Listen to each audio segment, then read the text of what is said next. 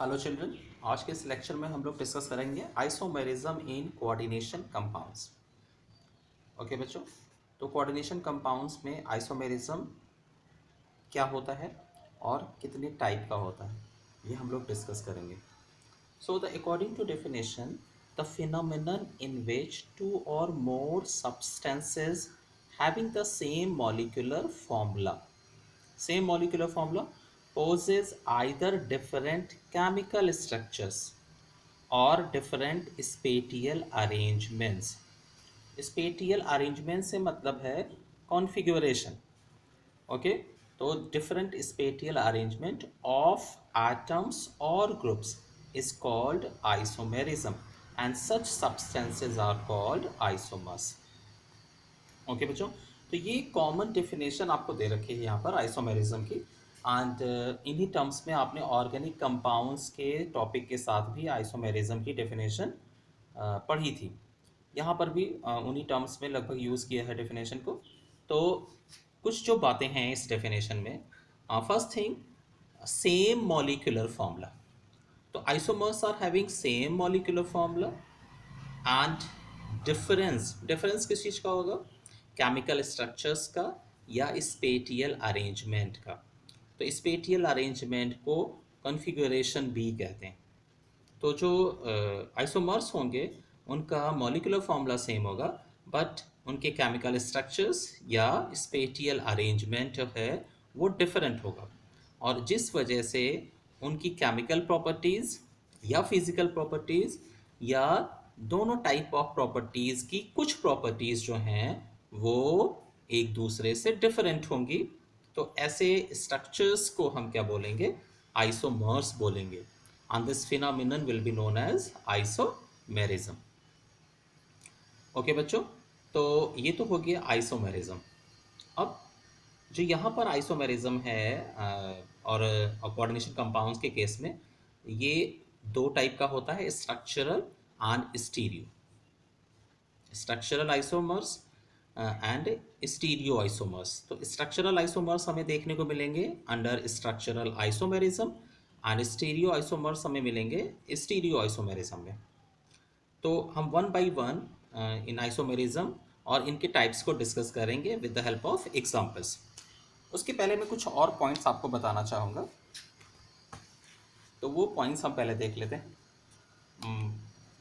हम लोग बात कर रहे हैं आइसोमेरिज्म की।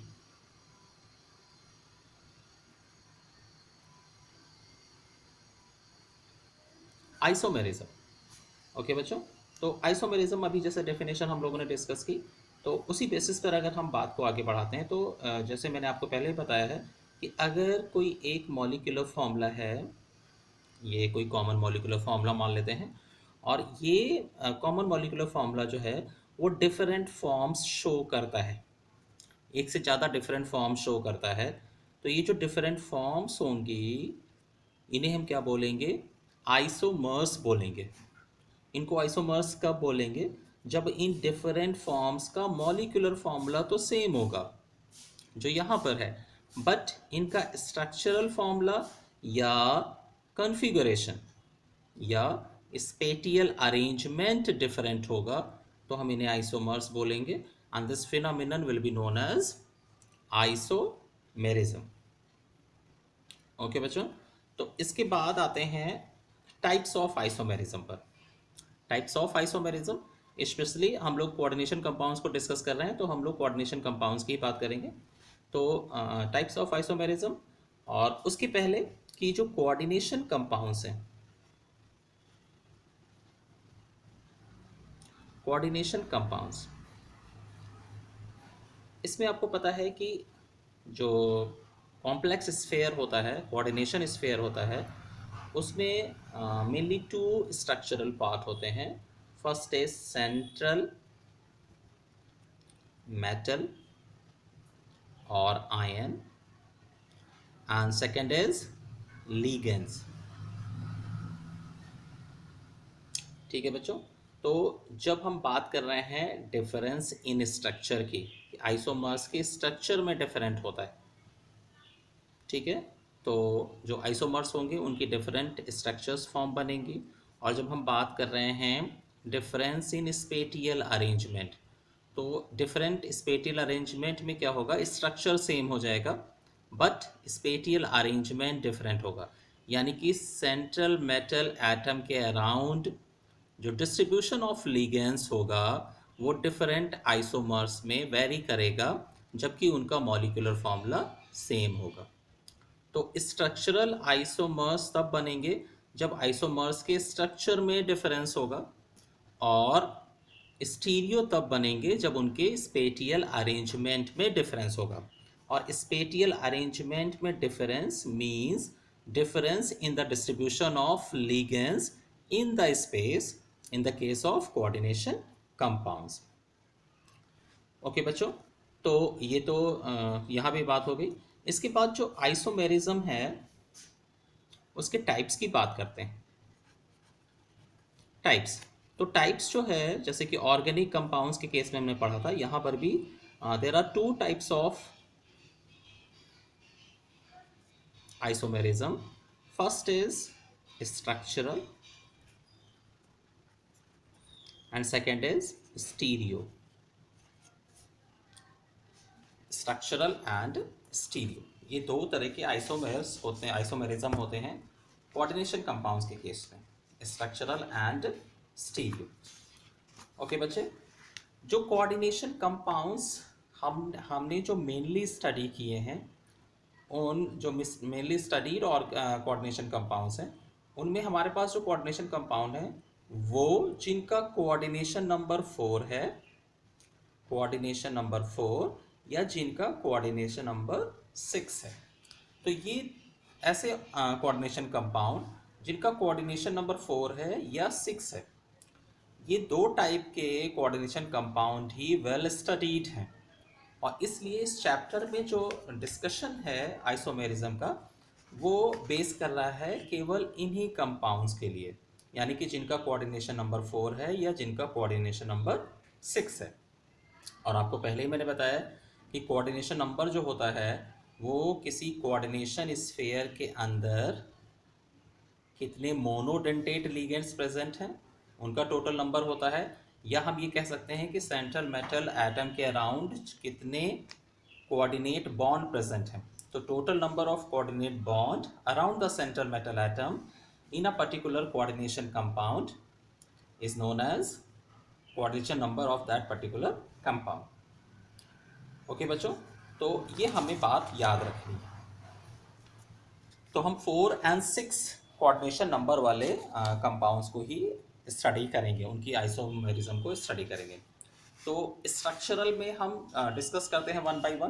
पहले स्ट्रक्चरल को डिस्कस करते हैं, फिर स्टीरियो पे आते हैं। तो स्ट्रक्चरल आइसोमेरिज्म का जो फर्स्ट टाइप है वो है आयोनाइजेशन आइसोमेरिज्म। आयोनाइजेशन आइसोमेरिज्म, और इस आइसोमेरिज्म पर बेस बहुत सारे क्वेश्चंस बनते हैं जो यूजुअली आपसे पूछे जाते हैं डिफरेंट एग्जाम्स में। Ionisation isomerism, when coordination compounds having the same molecular formula। तो हमें आइसोमेरिज्म की ही डेफिनेशन में क्या हमने पढ़ा हुआ है, सेम मॉलिक्यूलर फॉर्मूला। तो आइसोमर्स का मॉलिक्यूलर फॉर्मूला तो कभी वेरी करेगा ही नहीं। Same molecular formula show a difference in their ionization behaviour. Ionization behaviour से मतलब है कि आयोनाइजेशन पर फॉर्मेशन ऑफ डिफरेंट आयंस। अगर डिफरेंट आयंस फॉर्म हो रहे हैं तो आयोनाइजेशन बिहेवियर कैसा है, डिफरेंट है। So difference in their ionization behaviour and furnish different type of ions in solution. The phenomenon is called ionization isomerism. तो आयोनाइजेशन आइसोमेरिज्म में क्या होगा, एक particular coordination compound aqueous condition पर डिफरेंट आयंस प्रोड्यूस करेगा। तो ये जो डिफरेंट आयंस प्रोड्यूसिंग स्ट्रक्चर्स होंगे वो उस पर्टिकुलर कोऑर्डिनेशन कंपाउंड के आयोनाइजेशन आइसोमर होंगे। ठीक है बच्चों, कौन से आइसोमर होंगे, आयोनाइजेशन आइसोमर होंगे। एग्जाम्पल आपको दे रखा है, जैसे कि ये एक कोई कोऑर्डिनेशन कंपाउंड है। ठीक है बच्चों, ये कोऑर्डिनेशन कंपाउंड है। तो इस कंपाउंड का जो फॉर्मूला हो सकता है वो ये हो सकता है, या ये हो सकता है। ठीक है, तो जो कॉन्स्टिट्यूएंट पार्ट हैं यहाँ और यहाँ, इन दोनों में कॉन्स्टिट्यूएंट पार्ट्स जो हैं वो सेम है जो यहाँ हैं, बट आप डिफरेंस को देख रहे हो कि ये जो कंपाउंड है इसमें सल्फेट आयन जो है वो कोऑर्डिनेशन स्फीयर के बाहर है, तो ये कोऑर्डिनेशन स्फीयर है, ये कॉम्प्लेक्स आयन फॉर्म हो जाएगा और ये आयनिक स्फीयर है, तो यहाँ पर सल्फेट आयन प्रोड्यूस होगा SO4 2 माइनस। और इसमें जो है ये जो दूसरा स्ट्रक्चर दे रखा है, इसमें ये सल्फेट आयन जो यहाँ था वो अंदर आ गया है और जो Br स्फीयर के अंदर था वो बाहर आ गया है। ठीक है बच्चों, तो ये डिफरेंस आ गया है। तो इस डिफरेंस की वजह से जब हम इसे डिसॉल्व करेंगे वाटर में, जब हम इसे डिसॉल्व करेंगे वाटर में, तो जो फर्स्ट वाला कंपाउंड है ये इस तरह से आयोनाइज होगा, तो SO4 2 माइनस आयन प्रोड्यूस करेगा। और जो सेकेंड कंपाउंड है वो Br माइनस आयन्स प्रोड्यूस करेगा। तो आप देख रहे हैं इन दोनों स्ट्रक्चर्स के जो कॉन्स्टिट्यूएंट हैं वो सेम है, यानी कि दोनों का मॉलिक्यूलर फॉर्मूला क्या है, सेम है, बट स्फीयर के बाहर जो आयंस प्रेजेंट हैं वो डिफरेंट हैं। यहाँ पर पहले में Br अंदर है और सल्फेट बाहर है, और दूसरे में सल्फेट अंदर है और Br बाहर है, इसलिए पहले वाला कंपाउंड सल्फेट आयंस को प्रोड्यूस करेगा, ये आयनिक स्फीयर है, और यहाँ पर Br माइनस प्रोड्यूस होगा, ये यहाँ पर आयनिक स्फीयर है। ठीक है बच्चों, तो इसीलिए इसमें क्या बताया गया आपको कि जो फर्स्ट कंपाउंड है वो सल्फेट आयन का टेस्ट देगा, और जो सेकंड कंपाउंड है वो किसका टेस्ट देगा, ब्रोमाइड आयन का टेस्ट देगा। तो फर्स्ट कंपाउंड जो है उसमें Br प्रेजेंट होते हुए भी, क्योंकि Br तो अंदर स्फीयर के, तो ये एज आयनिक स्फीयर सेपरेट ही नहीं होगा, तो इस Br का टेस्ट हमें नहीं मिलेगा, यहाँ पर हमें सल्फेट का टेस्ट मिलेगा। और जो सेकंड कंपाउंड है वो सल्फेट का टेस्ट नहीं देगा क्योंकि वो अंदर है कोऑर्डिनेशन स्फीयर के, तो second compound Br minus bromide ion का टेस्ट देगा। तो इस तरह से हम सिमिलर मॉलिक्यूलर फॉर्मूला वाले डिफरेंट स्ट्रक्चर वाले दो आइसोमर्स हमें मिलते हैं जो डिफरेंट आयंस प्रोड्यूस करते हैं, और उनका डिफरेंट कन्फर्मेटिव टेस्ट हम कर सकते हैं। ठीक है बच्चों, इसी तरह से कुछ और भी एग्जांपल्स नीचे लिखे हुए हैं। इन सभी एग्जांपल्स में जो आपको आयनेशन आइसोमर्स दे रखे हैं, इनके मॉलिक्यूलर फॉर्मूला सेम है, बट जो आयंस प्रोड्यूस हो रहे हैं वो डिफरेंट है। इसके बाद आते हैं हाइड्रेट आयंस, हाइड्रेट आइसोमेरिज्म पर। अब हाइड्रेट आइसोमेरिज्म को डिस्कस करने के पहले आपको यहाँ एक पॉइंट याद रखना है कि हाइड्रेट आइसोमेरिज्म केवल वो कोऑर्डिनेशन कंपाउंड्स शो करेंगे जिनमें H2O, जिनके स्ट्रक्चर में H2O प्रेजेंट है, यानी जिनका स्ट्रक्चरल कॉन्स्टिट्यूएंट H2O भी हो, ऐसे ही कंपाउंड्स केवल हाइड्रेट आइसोमेरिज्म शो करेंगे। अब बात आती है कि ये हाइड्रेट आइसोमेरिज्म शो क्यों करते हैं। उसका रीज़न है H2O का dual nature of H2O। H2O dual nature का कैसे होता है, H2O दो फंक्शंस करता है कोऑर्डिनेशन कंपाउंड्स में। एक फंक्शन है उसका as a molecules of crystallization, and second is as electron donor. Electron donor से मीन है एज ए लीगेंड। तो ये दो तरह के फंक्शन करने की वजह से हाइड्रेट आइसोमेरिज्म ऐसे कोऑर्डिनेशन कंपाउंड्स शो करते हैं जिनमें वाटर मॉलिक्यूल्स प्रेजेंट होते हैं। तो देखिए definition, the water molecules can act both as ligand as well as simple molecules of water of crystallization. When two complexes differ in this aspect, they exhibit hydrate isomerism. For example, यहाँ पर आपको ये molecular formula दिया हुआ है। इस molecular formula में all 6 H2O are present inside the sphere as ligand, and all chloride are present as a ionic sphere outside of the sphere. But जो सेकेंड फॉर्मूला है उसमें एक Cl अंदर चला गया है और एक H2O बाहर आ गया है। तो यहाँ पर एक H2O जो है वो वाटर ऑफ क्रिस्टलाइजेशन का काम कर रहा है, and these 5 are acting as ligand.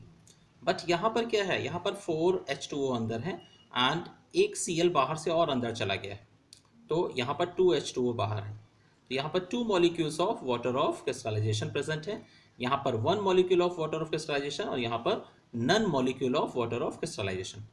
तो इस तरह से इस मॉलिक्यूलर फॉर्मूला के 3 डिफरेंट हाइड्रेट आइसोमर्स बन गए हैं। ठीक है, तो आपको पहले से भी पता है कि जो वाटर ऑफ क्रिस्टलाइजेशन होते हैं वो किसी कंपाउंड के पर्टिकुलर कलर के लिए भी रिस्पॉन्सिबल होते हैं। तो ऐसा आप यहाँ देख सकते हो, ये कंपाउंड वॉयलेट इन कलर है, this is blue green in colour and the last one is dark green. ठीक है, तो ये वाटर ऑफ क्रिस्टलाइजेशन की इंपॉर्टेंस है कि इनके नंबर या नंबर चेंज होने के साथ कंपाउंड्स के जो कलर हैं वो भी चेंज होते जाते हैं। तो आपको याद रखना है कि वाटर ऑफ क्रिस्टलाइज जिन कंपाउंड्स में वाटर मॉलिक्यूल्स प्रेजेंट होंगे केवल वो कंपाउंड ही हाइड्रेट आइसोमेरिज्म शो करेंगे। ओके बच्चों, उसके बाद जो लास्ट इसमें थर्ड टाइप है वो है लिंकेज और स्ट्रक्चरल आइसोमेरिज्म।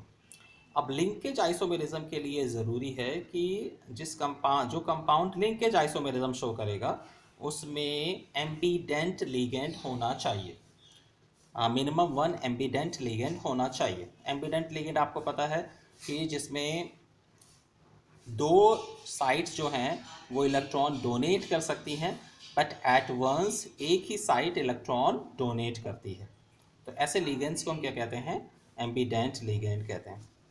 डेफिनेशन देखिए, this isomerism arises when the ligands have 2 different atoms available for coordinating with metal ion.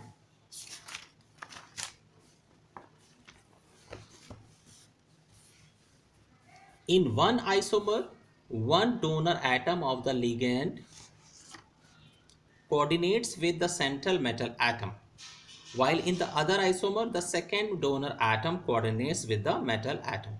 तो ये डिफरेंस हो जाता है कि जो एम्बिडेंट लिगेंड का एक डोनर एटम है वो एक आइसोमर में एज अ डोनर एटम काम करेगा, और एम्बिडेंट लिगेंड का जो दूसरा डोनर एटम है वो दूसरे आइसोमर में डोनर एटम का काम करेगा।